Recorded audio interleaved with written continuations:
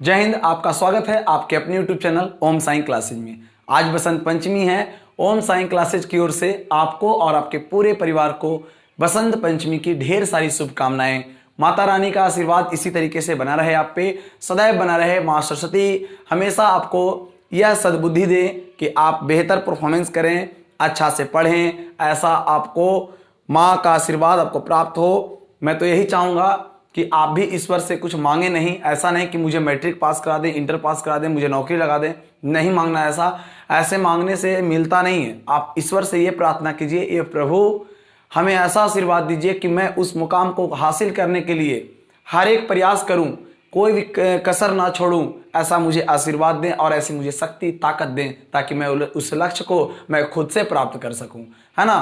क्योंकि आपको जब ये प्राप्त करने की शक्ति आ जाएगी ना, तो एक एग्जाम क्या वैसे वैसे 1000 एग्जाम को निकाल दीजिएगा, आप क्वालिफाई कर पाएंगे, है ना। तो चलिए कोई बात नहीं है, और उम्मीद करते हैं आप घर पे होंगे, बहुत बेहतर होंगे और अच्छे से पढ़ रहे हैं, है ना। अपनी स्टडी को हमेशा जारी रखें। ऐसा नहीं कि 10th पास करने के बाद आपकी स्टडी बंद हो जाती है। अरे तभी तो स्टडी स्टार्टिंग होता है, इससे पहले तो हम लोग पढ़ ही रहे हैं, लेकिन मेन आपको आगे भविष्य को देखने के लिए वही इंपॉर्टेंट होता है ना। तो आज हम लोग दो चर वाले रैखिक समीकरण को इस वीडियो में सीखेंगे। पहले हम लोग इससे पहले वाले क्लास में मैंने बहुत अच्छा परफॉर्मेंस किया, आपको समझाने का प्रयास किया ताकि हर बात आपको समझ में आए।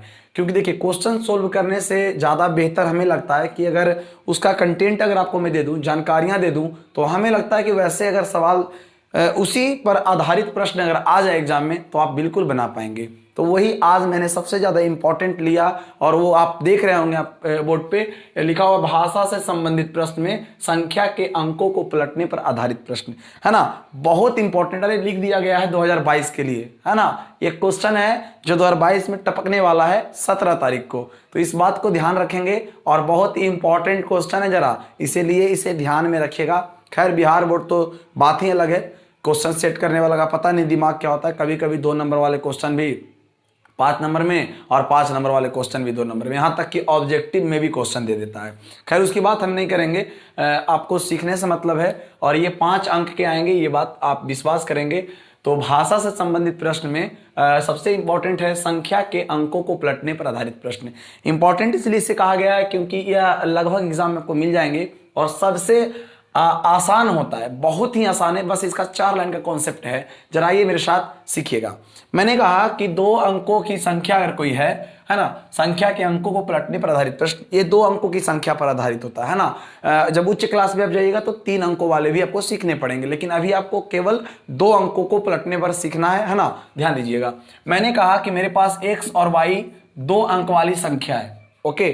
तो मैंने कहा कि इसे इकाई अंक कहते हैं, इसे दहाई अंक कहते हैं। तो बचपन में आप इसे विस्तार रूप में कैसे लिखते थे कि इकाई में 1 से गुना करते थे और दहाई में हम क्या करते थे, 10 से गुना करते थे, दहाई में 10 से गुना करते थे। इस फॉर्म में लिखते थे ना आप। बस यही फॉर्म मैं अप्लाई करूंगा अभी, बस सभी प्रश्नों में। मैंने कहा आप इकाई किसी को मान सकते हो, दहाई किसी को मान सकते हो, कोई फर्क पड़ता नहीं है ना। तो आइए अब थोड़ा सा थ्योरी को देख लेते हैं, उसके बाद मजा आ जाएगा। ये सब बचपन में आपने किया था। देखिए मेरे साथ, मैंने बोला कि मेरे पास 53 है, संख्या के अंक को पलट देंगे तो 35 हो जाएगा। बस इसी का रूल मैं अप्लाई करूंगा और क्वेश्चन ध्वस्त हो जाएंगे अभी तुरंत। तो आइए पहले एक बार समझते हैं। मैंने कहा कि अगर ऐसे प्रश्न कभी संख्या वाले आ जाए, मैं भी क्वेश्चन दूंगा आपको, कभी भी अगर संख्या वाला सवाल आ जाए तो आप सबसे पहला स्टेप करोगे कि माना कि दहाई का अंक x एवं इकाई का अंक y, लिख लीजिएगा, का छूट गया है ना। तो बोलेंगे दहाई का अंक x, इकाई का अंक क्या हो जाएगा, y हो जाएगा। कोई कहेगा कि नहीं, मैं इकाई का x मानूंगा, दहाई को y। बिल्कुल आप मान सकते हैं, कोई गलत नहीं होने वाला है।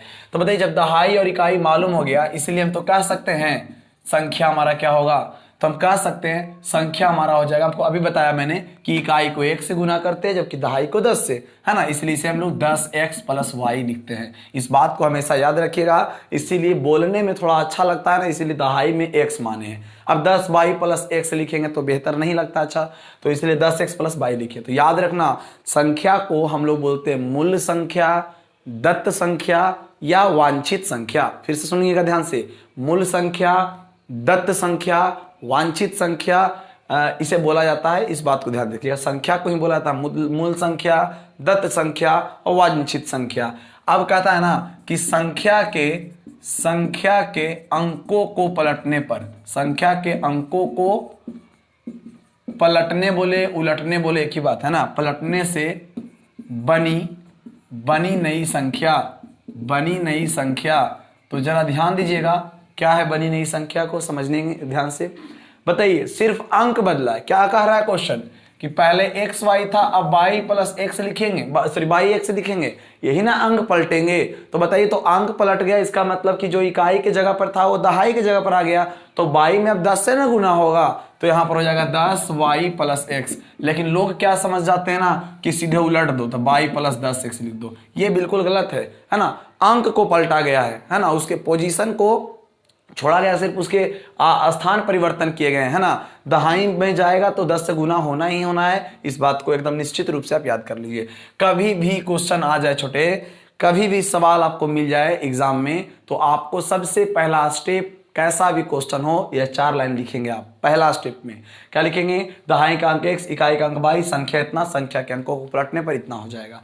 तब आइए एक सवाल को लेकर चलते हैं और देखिए मजा आने वाला है आपको और लगेगा कि हाँ बिल्कुल हमने सीखा। ठीक है, चलिए। तो हमारा पहला सवाल है बहुत इंपॉर्टेंट, जो एग्जाम में पूछा हुआ है, ध्यान से सुनिएगा मेरी बातों को। कहता है कि 2 अंकों की संख्या के अंकों का योग 9 है। मेरे पास 2 अंकों वाली संख्या है जिसके अंकों का योग 9 है। इस संख्या का 9 गुना संख्या के अंकों को पलटने से बनी संख्या का दुगना है, तो वह संख्या ज्ञात करें। पूछा हुआ क्वेश्चन, ध्यान दीजिएगा। मैंने कहा कि आपको क्या पूछा है उसको छोड़ो, पहले आपने हल करते समय ये बातों को आपको लिखना पड़ेगा, है ना। तो आप तुरंत लिख दीजिएगा कि माना कि दहाई का अंक, ये तो कलम रुकेगा नहीं, अब दहाई का अंक हो जाएगा आपका x, है ना, एवं इकाई का अंक हो जाएगा y। तो इसलिए हम कह सकते हैं बाबू कि संख्या बराबर हो जाएगा 10x plus y। 10x plus क्या हो जाएगा? y। अब देखिए हमने क्या कहा, संख्या के अंकों को पलटने पर बनी नई संख्या। तो उलटिएगा तो क्या हो जाएगा? 10y प्लस x हो जाएगा, है ना। ये होंगे, इतना आपको करना है। अब देखिए कितना इजी क्वेश्चन है। देखिए मैं पढ़ रहा हूं, ध्यान दीजिएगा। क्वेश्चन आपके स्क्रीन पर है। क्वेश्चन करा बाबू कि 2 अंकों की संख्या के अंकों का योग 9 है। अरे 2 अंकों की संख्या का अंक क्या क्या माने हैं आप? एक माने x, एक माने y। कहता है कि दोनों संख्या के अंकों का योग 9 है, तो क्या हम x प्लस y बराबर 9 कह सकते हैं? तो मैंने लिख दिया चुपचाप। कहा ही है कि 2 अंकों वाली संख्या के अंकों का योग, तो 2 अंकों वाली संख्या में अंक x और y है ना जी, तो बस x और y का योग 9 बोला है, तो 9 लिख दिया हमने। चलिए अगला पढ़िए, जो कहेगा उतना ही करना है, एक्स्ट्रा फालतू कोई बात नहीं करना है आपको। ठीक है, ध्यान दीजिएगा थोड़ा सा। अगला सवाल क्या कहा है, इस क्वेश्चन में ध्यान दीजिएगा, बहुत ही इंपॉर्टेंट है। कहा है ना क्या कि इस संख्या का 9 गुना, किस संख्या का भाई? तो जो संख्या है मेरे पास जो संख्या है, ना, ये किसी से तुलना नहीं कर रहा है। ये क्या कह रहा है सुनिएगा, ये कहता कि हाँ हम तुमसे 5 गुना है, तो इसमें कभी नहीं गुना करते, है ना। आपको क्या कहेगा? इस संख्या का 9 गुना, इस संख्या का 9 गुना संख्या के अंकों को पलटने से बनी संख्या का दुगना है। तो संख्या के अंकों को पलटने वाली संख्या 10y प्लस x है। तो अगर इस संख्या का 9 गुना करते हैं ना, तो संख्या के अंकों को पलटते हैं तो वो दुगना के बराबर है, ये कहना चाहा है। फिर से एक बार समझिएगा मेरी बात को। पहला बार में कहा कि संख्या के अंकों का योग 9 है, तो मैंने संख्या के अंकों का योग 9 लिखा। उसके बाद कहा गया कि संख्या के अंकों, जो संख्या का अंक है उसका 9 गुना संख्या के अंकों को पलटने पर बनी संख्या का दुगना है। बस इसे अब सोल्व कीजिए। 9 से हो जाएगा 90x प्लस 9y और बराबर यहां हो जाएगा 20y और प्लस में हो जाएगा 2x। चलिए, तो 90x प्लस में तो माइनस में 2x, प्लस में 9y है, प्लस में तो माइनस में 20y बराबर 0। क्लियर ना? उधर तो कुछ बचा ही नहीं है। अब करिए, देखिए ये सब छोटी छोटी बातें, आपको बस एक ही लाइन सीखना था, इसमें मैं आपका समय बर्बाद कर रहा हूं, समझिए तो, है ना। इतना तो पढ़ने वाले विद्यार्थी को आना ही चाहिए। अब 9x में से 2x जाएगा, सॉरी किधर गया, हाँ 90x में से 2x जाएगा तो 88x हो जाएगा हमारा, और 20y में से जाएगा तो 11 हो जाएगा, माइनस में 11y हो जाएंगे तो 11y बराबर 0। इतना तो आता ही करने, 11 कॉमन ले लोगे तो ज़्यादा आसान हो जाएगा। तो 11 कॉमन लीजिएगा तो 8x और माइनस 11 से 11 कैंसिल तो y बराबर 0। तो 8x माइनस वाई बराबर 0 इक्वेशन फर्स्ट। अब बोलोगे कि सेकेंड, ये 11 कहाँ गया, तो 11 गुना में तो भागा में जाएगा तो 0/11 तो 0 ही ना होंगे।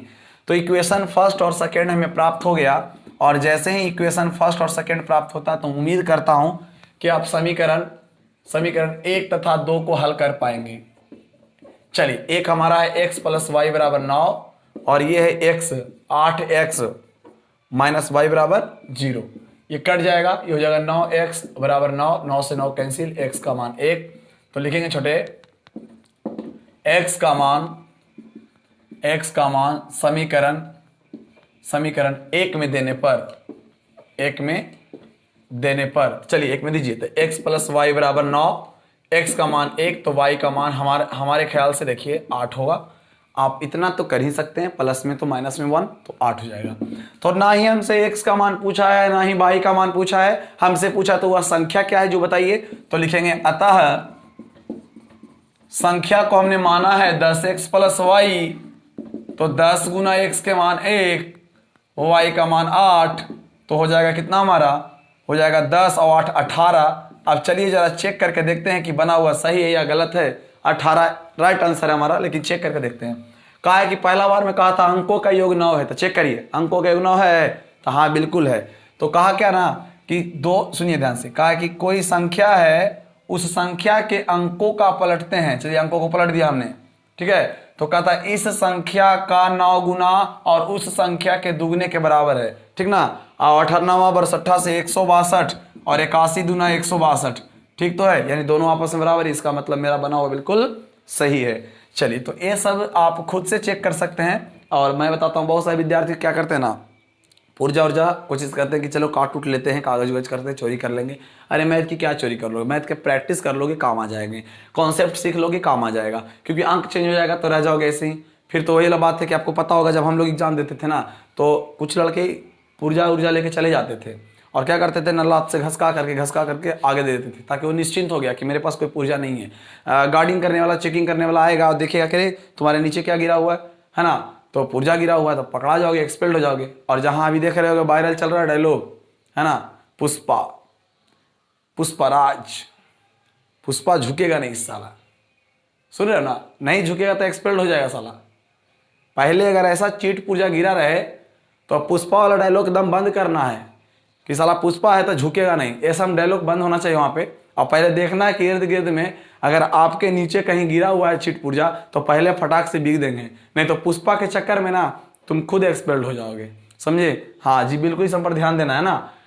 तो चलिए अगले सवाल को देखते हैं और समझते हैं। अगला सवाल आप खुद से बना लीजिएगा, बिल्कुल मजेदार है और इंपॉर्टेंट भी है, ठीक है। देखिए अगला सवाल क्या कहता है, कहता है 2 अंकों की एक संख्या एवं अंकों के पलटने से बनी संख्या का योग 66 है ना। 2 अंकों की कोई संख्या है और उसके अंकों का योग, ध्यान दीजिएगा, 2 अंकों की संख्या है और उसके अंकों को पलटने से बनी संख्या का योग 66 है। और कहता है फिर उन दोनों संख्याओं का अंतर कितना है, 2 है। तो बताइए वह संख्या क्या है। तो चलिए, आपको मैंने क्या कहा कि जब भी संख्या को पलटा पलटी वाला क्वेश्चन आ जाए तो आप सबसे पहला काम ये 4 लाइन तो छोड़ेंगे ही नहीं, 4 लाइन आपको लिखना ही है बस। देखिए अब 2 लाइन देखिए कितना, अरे लैंग्वेज का सवाल इतना आसान होता है, कुछ कहने का नहीं। लोग पता नहीं क्या इसको इतना लेंदी बना के रख देते हैं, समझ में नहीं आता है ना। बिल्कुल लॉलीपॉप है, ध्यान दीजिएगा।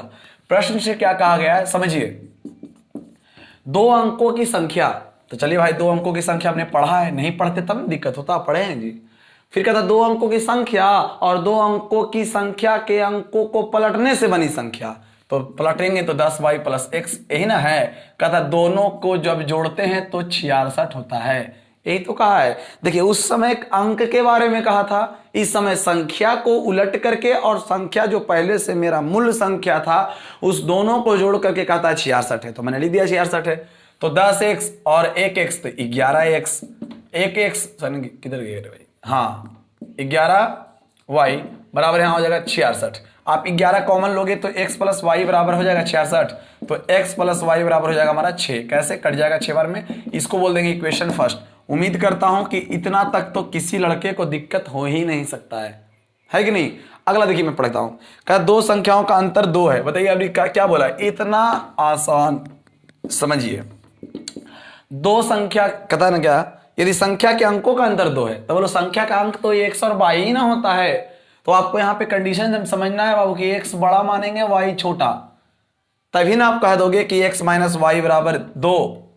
यहाँ पे कंडीशन बहुत इंपॉर्टेंट है ना, यहाँ पर कंडीशन ये बहुत जरूरी है, दिखाना आपको जरूरी है। तो यहाँ पर आप दिखा दीजिए कि x बड़ा होगा किससे, y से। हमने माना कि x बड़ा है। ओके चलिए, तो x माइनस वाई बराबर क्या हो जाएगा, 2 हो जाएगा। अगर आप मान लोगे y को बड़ा तो कुछ आंसर मतलब समझ रहे उलट के आ जाएगा। तो मैंने बोला x माइनस वाई बराबर 2, इक्वेशन सेकेंड। अब क्या करेंगे आप, अब इसे हल करेंगे। तो लिखिएगा समीकरण 1 तथा 2 से। एक में क्या है बाबू, एक में है x प्लस वाई बराबर 6, x माइनस वाई बराबर 2।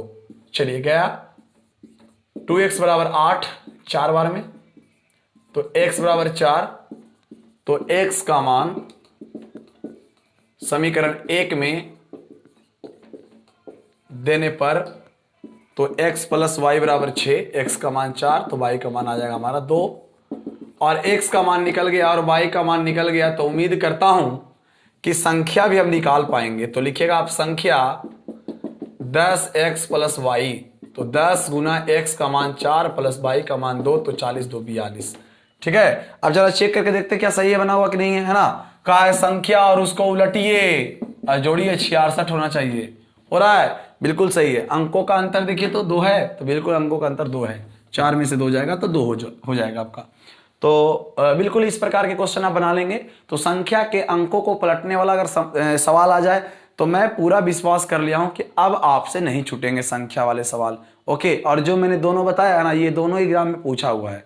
तो इस बात पर आप पूरा फोकस करें कि यह बहुत एग्जाम के लिए इंपॉर्टेंट है, इसलिए कम पढ़ करके बेहतर परफॉर्मेंस करेंगे, क्योंकि सुपरफास्ट रिवीजन है। मूल बैच में थोड़े ज़्यादा क्वेश्चन कराए जाते हैं ताकि लड़कों का थोड़ा सा ज़्यादा प्रैक्टिस होते रहे, और क्योंकि उसके पास समय होता है वो करता है। आपके पास समय नहीं है, आप फालतू टाइम इधर उधर देने से जरूरत नहीं है। आप आराम से कम पढ़ करके बेहतर परफॉर्मेंस कर सकते हैं। ओके, बस आपको ध्यान देना इस लाइन पे और ध्यान देना इस लाइन पे। बाकी कोई कहे कि हमको समीकरण करने के लिए सिखाइए, तो बहुत सारा वीडियो पड़ा हुआ, पहले जाके सीख लीजिए। और इतना हो गया कि अभी एग्जाम की बारी आ गई, अभी तक नहीं सीखे तो बताइए क्या प्रॉब्लम तो बहुत है ना। तो इसलिए आपको सीख लेना चाहिए था पहले से भी, और उम्मीद हम 98% करता हूं कि आपको आता है, सोल्व करने आपको आता है। कुछ ही विद्यार्थी फंसते हैं, तो कोई बात नहीं, उसको भगवान बेड़ा पार लगाएंगे। चलिए, तो अगले टॉपिक को देखते हैं, इस पर ज्यादा क्वेश्चन देने की जरूरत नहीं है। इस प्रकार के टॉपिक को हम लोग कैसे करेंगे, तो अगर आपका है भाड़ा किराया से संबंधित प्रश्न आते हैं एग्जाम में, एक बार 5 नंबर का पूछा था टैक्सी वाला क्वेश्चन, है ना, तो और उसके बाद कुछ नहीं पूछा था। इस बात को आप ध्यान रखेंगे। तो मैं आपको कुछ बताऊंगा बेहतर तरीके से, समझ में आपको आएगा, बहुत अच्छा तरीके से ध्यान से सुनिएगा। क्या होता है, भाड़ा किराया पर 2 बात को आपको ध्यान देना होता है। बस 2 बात ध्यान दीजिए, पानी पानी क्वेश्चन होने वाला है। ठीक है, बस 2 बात का ध्यान दीजिए।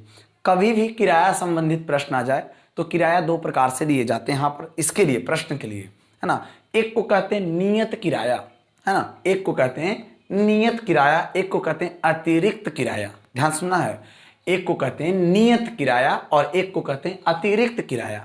जैसे हमने गया कहीं किराया लिया, रूम लिया, तो बोला क्या ना कि 5,000 रुपये हम लेंगे पर मंथ का। तो हमने कहा चलिए भाई 5,000।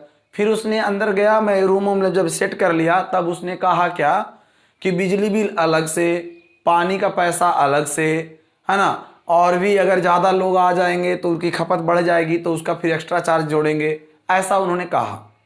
तो जो अतिरिक्त खर्च होता है वो अलग चीज़ है। आइए दूसरे एग्जाम्पल से आपको समझाने का प्रयास करता हूँ। जैसे मैंने एक गाड़ी बुक किया, है ना, और कहा कि मुझे दिल्ली जाना है, पटना जाना है, बिहार शरीफ जाना है, या बहुत सारे दूर सिटी में जाने हैं, नज़दीक में जाने हैं। उसने कहा कि मैं 500 रुपया लूँगा, ठीक है ना, मैं 500 रुपया लूँगा और एक दिन का, और आप चाहे जितना किलोमीटर जाइए उसका पैसा अलग से लगेगा। आप देखे होंगे ऐसा होता है ना। तो जो 500 रुपये जो लगा है ना गाड़ी का, उसे नियत किराया कहते हैं। वो चाहिए तो दिन भर क्या 2 घंटा में घूम के आइए तो भी 500 रुपया देना ही है उसे। अगर दिन भर घूमिए, रात भर घूमिए, एक दिन घूमिए, उसके बाद भी आपको 500 देना है, तो उसे नियत भाड़ा कहते हैं। और प्रत्येक किलोमीटर, अगर मैं 5 किलोमीटर जाऊंगा तो पैसा कम लगेगा, 500 किलोमीटर जाऊंगा तो पैसा ज्यादा लगेगा। इसे अतिरिक्त किलोमीटर पर आधारित प्रश्न है, तो किलोमीटर के अलावा एक्स्ट्रा जो हम चार्ज देते हैं ना, वो प्रति किलोमीटर का किराया होता है, जो अलग होता है। अर्थात मैं इतना बात समझा करके एक बात बताना चाहता हूं कि नियत भाड़ा कभी बदलता नहीं है। जब भी बदलता है तो प्रति किलोमीटर, प्रति दिन ऐसा किराया बदलता है। ओके, तो आइए एक पहले से सवाल को शुरू करेंगे, और इसका मात्र 2 लाइन का थ्योरी है, और 2 लाइन क्यों लिखना है इसमें, चलिए ना प्रश्न से ही शुरुआत करते हैं, मजा आ जाएगा। ठीक है, और फिर हम लोग लगेगा कह रहे बहुत अच्छा क्वेश्चन था, हमने भूल गया, ध्यान नहीं दिया, है ना। तो चलिए पहले इसको देखते हैं हम लोग, और ध्यान देने की बात कीजिएगा। भाड़ा किराया पर आधारित प्रश्न एक बार एग्जाम में पूछे, पहले जो पूछा हुआ उसी को लेकर चलता हूं मैं, है ना। चलिए, सवाल कहता है कि एक नगर में टैक्सी के भाड़े में एक नियत भाड़े के अतिरिक्त चली गई दूरी भाड़ा सम्मिलित किया गया है। ये तो सिर्फ लैंग्वेज एक प्रकार का है। कहता है कि 10 किलोमीटर की दूरी हम चलते हैं ना तो 105 रुपए देते हैं, और 15 किलोमीटर चलते हैं तो 155 रुपए देते हैं। तो बताइए कि नियत भाड़ा क्या है और प्रति किलोमीटर का भाड़ा क्या है। यदि एक व्यक्ति 25 किलोमीटर यात्रा करे तो उसे कितना भाड़ा देना होगा। ठीक है, ध्यान दीजिएगा बहुत अच्छे तरीके से। अगर ऐसे सवाल आ जाए तो इसे मैं मिटा देता हूं, आप इसे नोट कर ही लिए होंगे, ठीक है ना। और हम तो पढ़ा ही रहे हैं भाषा से संबंधित प्रश्न, ये भी आप जान ही रहे होंगे। चलिए, तो ऐसे सवाल कभी भी आ जाए, ध्यान दीजिएगा, चाहे वो किराया वाला हो, छात्रावास हो, कॉलेज हो, स्कूल हो, हॉस्टल हो, होटल हो, क्या बोलते, टैक्सी हो, टेम्पो हो, रिक्शा हो, चाहे कैसी भी गाड़ी हो या किसी प्रकार का किराया हो, तो एक रूल फॉलो करना पड़ता है। तो ध्यान दीजिएगा, कहता कि एक नगर में टैक्सी के भाड़े में एक नियत भाड़ा के अतिरिक्त चली गई दूरी पर भाड़ा दिया गया है ना। तो इसके लिए आपको क्या करना पड़ेगा छोटे, कि सबसे पहले एक आपको लिखना पड़ेगा यहाँ पर कि माना कि टैक्सी का नियत किराया, टैक्सी का नियत किराया या भाड़ा, अच्छा भाड़ा लिखा हुआ है, खैर कोई बात नहीं, किराया भाड़ा क्यों कहते हैं। माना कि टैक्सी का नियत किराया हम मानते हैं 100 रुपया, मतलब वो 100 रुपया लेता है, बल्कि आप 1 किलोमीटर जाओ उसके साथ घूमने के लिए, 10 किलोमीटर जाओ अलग बात है। और कहता है ना कि प्रति किलोमीटर का किराया अलग लगता है बाबू, तब प्रति किलोमीटर, है ना, प्रति किलोमीटर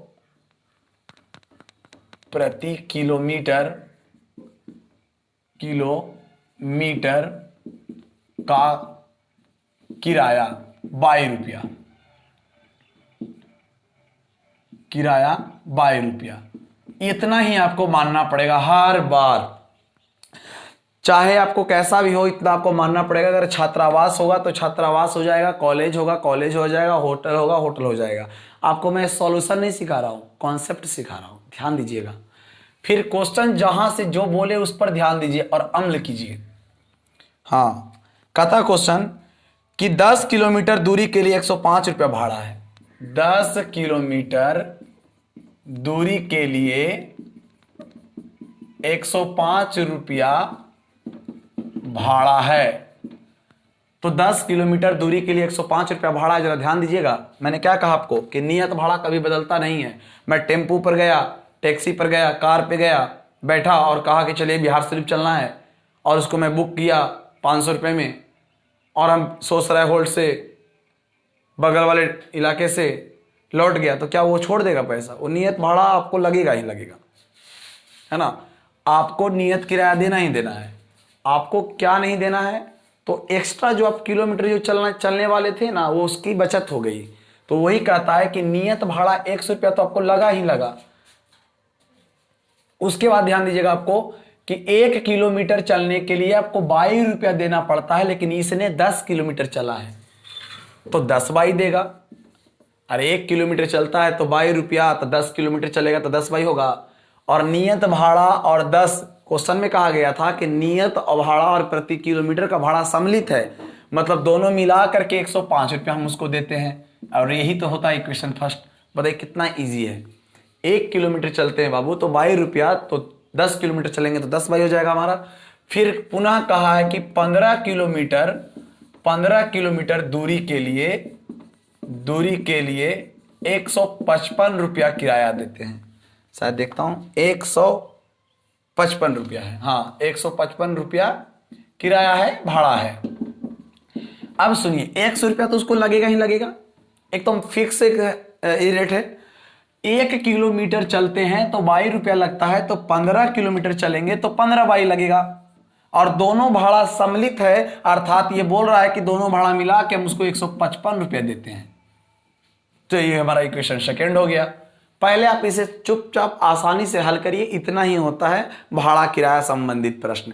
अब मैंने क्या कहा कि यहां पे हल कीजिएगा बाबू, तो लिखेंगे समीकरण 1 तथा समीकरण 2 से।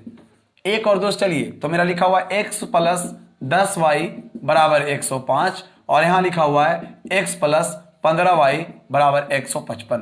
अब इसे सोल्व कीजिए, प्लस वाला माइनस, प्लस वाला माइनस, प्लस वाला माइनस, तो x कैंसिल हो जाएगा। तो यहां बचेगा माइनस में 5y बराबर यहां में बचेगा माइनस में 50, है ना। तो ये कट जाएंगे, 5 देंगे 50, तो y का मान आ जाएगा 10।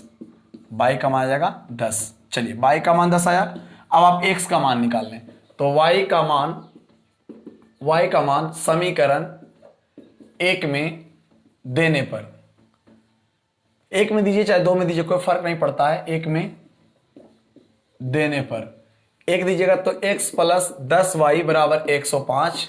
x की वैल्यू नहीं मालूम, 10 गुना यहां y का मान 10 दीजिएगा, तो x + 10 10 का 100 105। तो x बराबर प्लस में तो माइनस में जाएगा बाबू, तो 5 बचेंगे, है ना। तो x का मान हमारा 5 आ जाएगा। अब आपसे पूछा था कि प्रति किलोमीटर का भाड़ा बताइए और नियत भाड़ा बताइए। तो नियत टैक्सी का नियत किराया, टैक्सी का नियत किराया, टैक्सी का नियत किराया हम 22 रुपया माने थे, सॉरी 100 रुपया माने थे। तो x की मान आ गई हमारी 5, तो हो जाएगा हमारा 5 रुपया। और प्रति किलोमीटर का किराया, प्रति किलोमीटर का किराया हमने माना था 22 रुपया, तो यहां पर हमारा हो जाएगा 10 रुपया।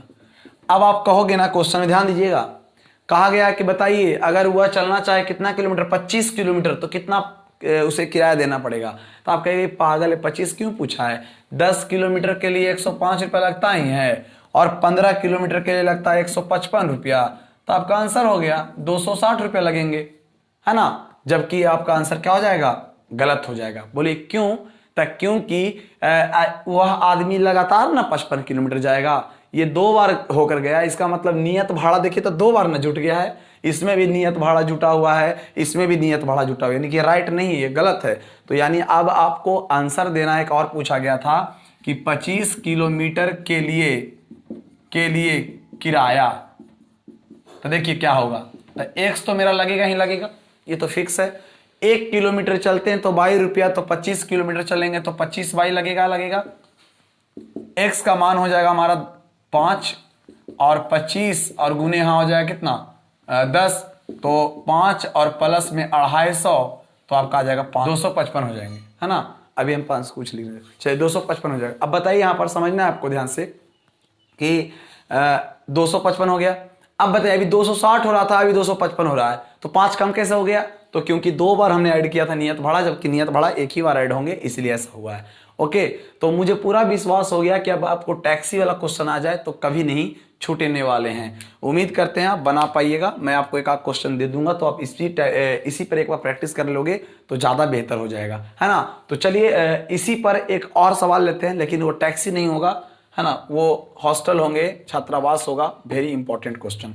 तो चलिए देखते हैं अगले सवाल को और समझने का करते हैं प्रयास। कोई भी क्वेश्चन हार्ड नहीं होता है, सिर्फ आपको कॉन्सेप्ट से सीखना है। ओके, और जुड़िए, और बहुत सारे जो भी नहीं विद्यार्थी जुड़े हैं लॉन्डो, थोड़ा सा परीक्षा में नहीं आया क्वेश्चन, लेकिन मैं बता देता हूँ। और कोई ठीक नहीं है, सरकारी किताब में क्वेश्चन है तो आ भी सकते हैं, इसलिए थोड़ा सा सीख लीजिए, है ना। कभी भी शिक्षा व्यर्थ नहीं होता है।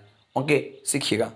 क्वेश्चन है कि किराए पर पुस्तक देने वाले किसी पुस्तकालय का प्रथम 3 दिनों का एक नियत किराया है तथा उसके बाद प्रत्येक अतिरिक्त दिन का अलग किराया है। कहता है सरिता ने 7 दिनों तक एक पुस्तक रखने के लिए 27 रुपये अदा किए, जबकि सुशी नाम की कोई लड़की थी, उसने पुस्तक को 5 दिन रखने के लिए 21 रुपये अदा किए। तो बताइए नियत किराया तथा प्रत्येक दिन अतिरिक्त किराया क्या है। मैंने कहा छोटे कि जब भी ऐसे सवाल अगर आ जाए क्वेश्चन, तो आपको सबसे पहले मानना होगा कि माना कि नियत किराया, माना कि नियत किराया, तो नियत किराया आपका क्या हो जाएगा 100 रुपया, और प्रतिदिन का किराया, तो प्रतिदिन का किराया आपका हो जाएगा y रुपया। एकदम बिल्कुल आप एक बार थोड़ा सा धैर्य बना के सीखिए, हमारे क्वेश्चंस को समझ में आएगा आपको कि अरे वाह इतना आसान क्वेश्चन था। मैंने इतना तो आपको लिखना पड़ेगा दोस्त, नहीं लिखोगे तो कैसे बनेंगे, है ना। तो अब जरा समझिएगा, बात को ध्यान से सुनना है। क्वेश्चन में बोल देता हूं एक बार, ठीक है। क्वेश्चन में क्या है ना कि कहा जा रहा ना कि कोई पुस्तक है, देने वाली पुस्तकालय होती है, वहां जाके पढ़ाई करता है लोग, तो वहां कंडीशन है कि आप इतना दिन तक किताब रखिएगा तो आपको नियत भाड़ा लगेगा। एक बार 5 रुपया 10 रुपया लग गया 20 रुपया, तो आपको एक्स्ट्रा चार्ज नहीं लगेगा। जहां अगर लेट हुआ तो आपको फिर 5-5 रुपया 10-10 रुपया 20-20 रुपया आपको एक्स्ट्रा अतिरिक्त पैसे देने होंगे। तो इसने कहा है कि 3 दिन का किराया नियत है रखने के लिए, 3 दिन पढ़ने के लिए ना एक्स्ट्रा कुछ भी चार्ज नहीं देने पड़ते हैं, क्योंकि वो नियत किराया है। और उसके अगर ज्यादा उससे रखा जाए तो उसके लिए एक्स्ट्रा चार्ज लगेंगे। तो वही प्रश्न में क्या कहा गया, जरा ध्यान से सुनिएगा, है ना। तो जो बोला गया बस उतना ही काम कीजिए, आप फालतू नहीं। कहता है क्या ना कि सरिता ने पुस्तक को 7 दिन के लिए रखा तो 27 रुपया अदा किया। यानी प्रश्न से ध्यान दीजिएगा, 27 दिनों के लिए सॉरी भाई 7 दिनों के लिए 27 रुपया अदा किए। ध्यान दीजिएगा, यहीं पर लोग नहीं समझ पाते हैं कि क्या हो रहा है। देखिए 3 दिन तक तो वो रखेगा तो वो तो नियत हो गया, तो यहां पर 3x हो जाएगा 3x। ओके, इस बात को ध्यान देना। अब 1 दिन पढ़ता है तो 22 रुपया, और उसने 7 दिन के लिए पुस्तक रखा, तो एक्स्ट्रा वो 4 ही दिन के लिए ना रखा। तो 1 दिन अगर एक्स्ट्रा रखता है तो 22 रुपया रखता है, तो 4 दिन रखेंगे तो 4 बाई ना होगा, तो हमारा हो जाएगा 27। Equation first. बात समझ में आया। 3 दिन के लिए कोई एक्स्ट्रा चार्ज नहीं है, 3 दिन नियत किराया है। फिर आगे देखिए तो सुशी क्या करते हैं ना, पुनः 5 दिनों के लिए